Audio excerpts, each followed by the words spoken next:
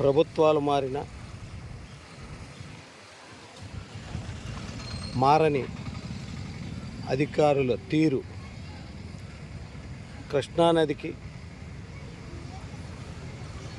గేట్లు ఎత్తి వాటర్ పోతుంది, కానీ కనీసం కాలవలకి సరి అయిన నీరు రాని పరిస్థితి ఉంది.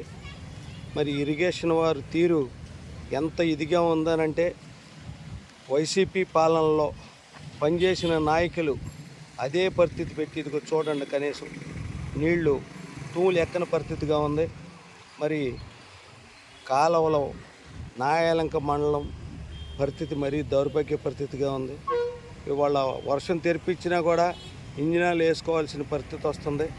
మరి కనీసం ఎన్నిసార్లు అధికారులని ఏం సార్ ఏంటని అడిగితే వస్తుందని అంటున్నారు, కానీ కనీసం కాలువ మాత్రం రావటం లేదు. కనీసం తూములు ఎక్కే పరిస్థితి లేదు, నీరు వృధాగా పోతుంది. మరి ఎంబటే దీనిపైన ఉన్నతాధికారులు పట్టించుకొని రైతు ప్రభుత్వం అని చెప్పుకుంటున్నారు, కానీ నాయకులు ఎంబటే స్పందించి రైతులను ఘోష పట్టించుకోవాల్సిందిగా కోరుచున్నాం.